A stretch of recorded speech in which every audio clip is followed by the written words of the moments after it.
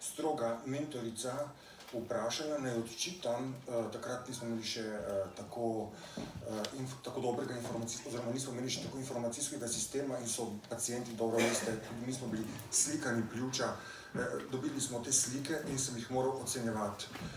Moja prva diagnoza, ki sem jo postavil kot specializant na Golniku, je bila pravzaprav mezoteliom iz gospoda, ki si je bil toliko star, približno tako kot jaz, to je bil april mesec in v novembru mesecu ste ga že ali smo ga že pokopali.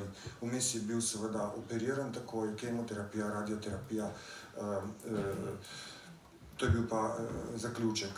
Ampak kot klinik, veliko smo sedaj poslušali o podatkih, dr. Mlinarjeva pa nekaj se dotaknila še ene druge zgodbe, ki bi vam jo tudi jaz rad dal v razmišljanje in ki me kot klinika, ki se srečuje z kroničnimi bolniki, zelo tangira ali se me dotika, to je kvaliteta življenja.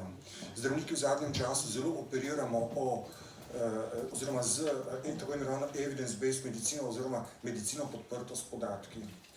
Vendar, če ste poslušali natančno dr. Mlinarjevo, kaj pomeni čas od diagnoze, tam ste videli 6 do 12 mesecev, če govorimo o mezoteliom, ampak kakorkoli že, od postavitve diagnoze do smrti,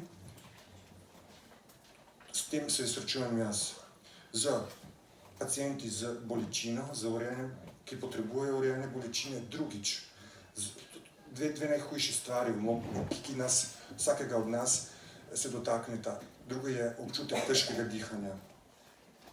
Takrat pridejo pacienti k meni na urgenco, ker jih zelo boli in ker ne morejo dihati.